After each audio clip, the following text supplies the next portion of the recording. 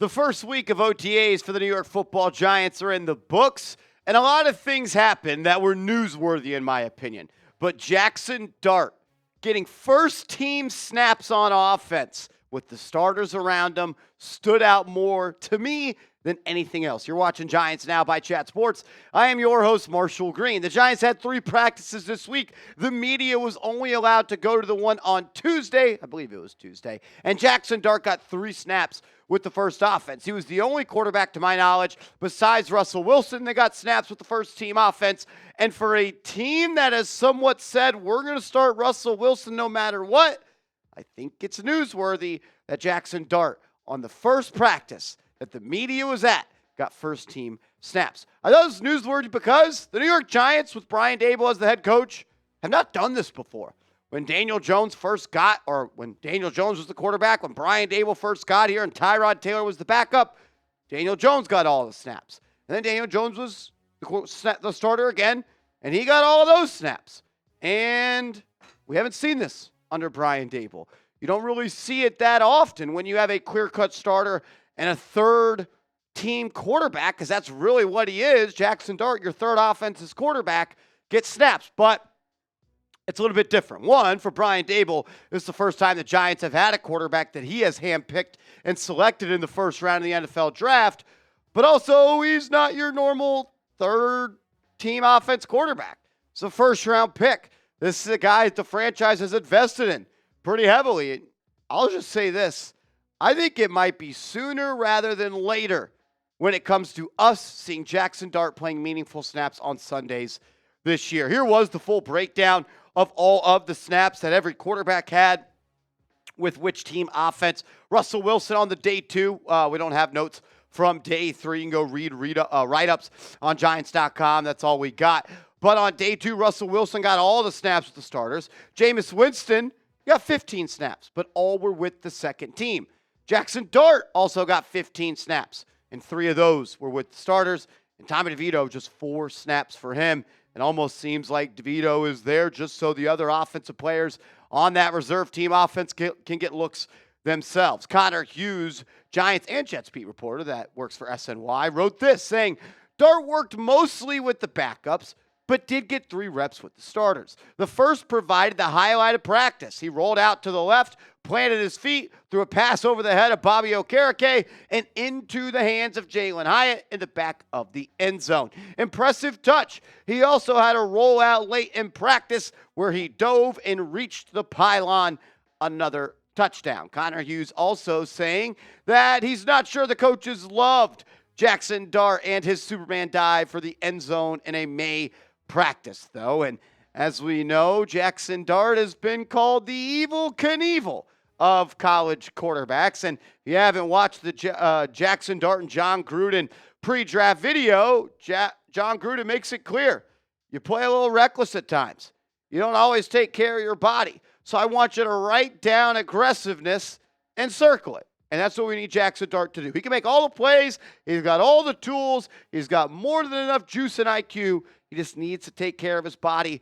And I don't think diving for the pylon on a May OTA is what we want. I love the aggressiveness, but write down aggressiveness and circle it. Connor Hughes also saying the stats for the quarterbacks in the Giants' first media OTA session. Russell Wilson was 1 of 4 with a TD and 7 on 7s. Then they moved to 11 on 11s, where he was 5 of 7 and he had 3 touchdowns. Again, most of these 11 on 11 and 7 on 7s, at least in day 2, were in the red zone.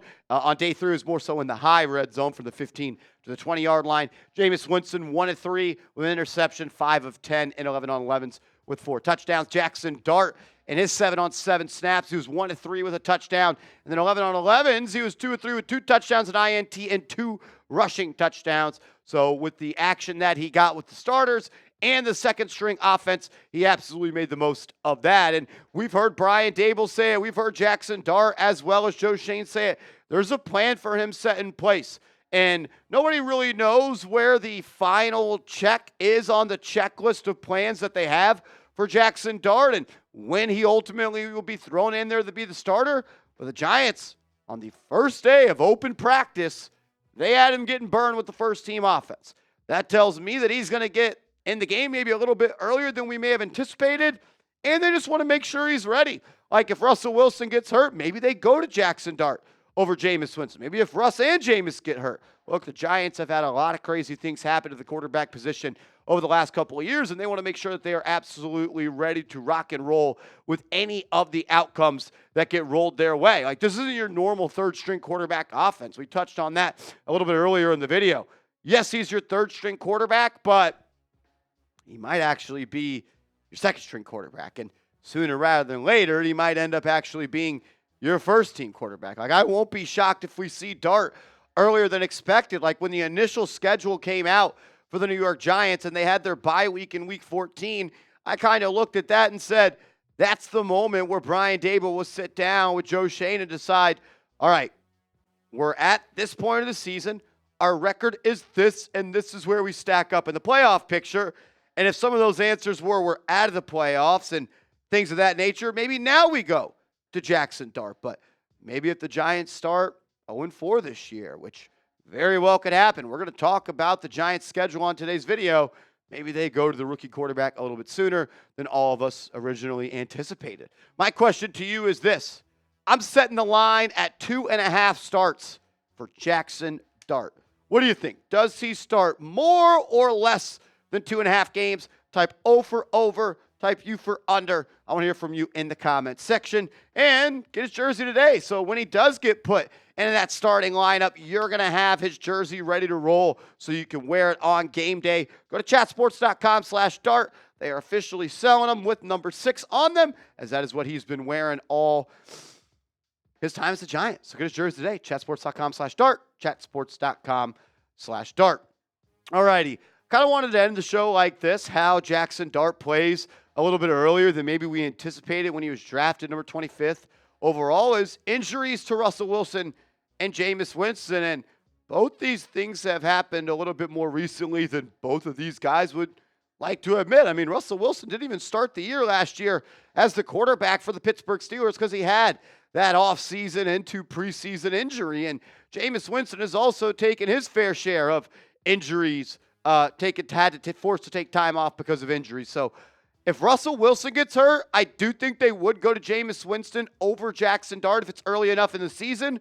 But if we're in week 8 or we're in week 9 and Russell Wilson goes down, I could see them just giving the keys to Jaxson Dart and leapfrogging over Jameis Winston in that sort of QB rotation. I also think if the Giants fall under 500 by 5 games at any point through this season, that's a logical choice and a logical time for them to look to play Jaxson Dart. Like, if you're 3-8, you're 4-9, or you're 5-10, and the season's not going the way you want, and you're just maybe Brian Daboll looking to make a case that Jaxson Dart is the right guy for the job, and you made the right pick. Maybe it is. Like, this Giants schedule is tough, ladies and gentlemen. Like, I've tried to make most of it and look at it glass half full, but let's keep a spade a spade. Like, these first 8 weeks, there's a real chance that you could lose week 1, lose week 2, lose week 3, lose week 4, win week 5, lose week 6, lose week 7, lose week 8. Like, there's a legit shot you're 1-7 out of these first 8 games, or you're 2-6, or you're 3-5. And if you're 2-6 and you lose any games after that, like, we're officially going to be on Jaxson Dart watch. And I also think at any point in the season, once you are mathematically eliminated from the playoffs, it seems like a proper time for Russell Wilson or Jameis Winston to hand the baton to Jaxson Dart. I've said it a couple of times, and the reason I always thought the Giants were going to take a quarterback early in this draft is because it gives Brian Daboll and Joe Schoen really 2 pathways to travel to keep their job. Obviously, the easiest way for them to remain the head coach and the general manager is to win football games. And if the Giants win 7 games this year, 8 games this year, I think they're 100% going to be back. On the other side of that coin, if you don't win a lot of games, but you end the season with the belief inside the building that Jaxson Dart is the right guy, that you picked the right quarterback, that he got to play a handful of games down the stretch, and he looked good under Brian Daboll's watch, that would also give Brian Daboll and Joe Shane an opportunity to show management that they're the right guys for the job. So the ways that Jaxson Dart will play earlier than expected, look, if Russ and Jameis get injured, obviously it's going to be Dart, but don't be shocked if Russ gets injured early on in the season. Maybe they just leapfrog Jameis and give it to Dart. If you fall 5 games below 500, I'd be keeping an eye on that at any time. If you're eliminated from the playoffs, I also think you could just say, F it, put Dart in there. And if Brian Daboll feels as if his job is on the line and the only card he has left to play is the Dart card, he might just do that because it's really the only way he'll be able to keep his job if they have a losing record late in the season. Make sure you are following me on social media. I'm on Twitter. I'm on Instagram. I'm tweeting about the Giants. I'm posting about the Giants. And I want to start having more conversations over there. So if you love the Giants and you like the content, let's talk about it. Hit me up on social media, and let's go Knicks.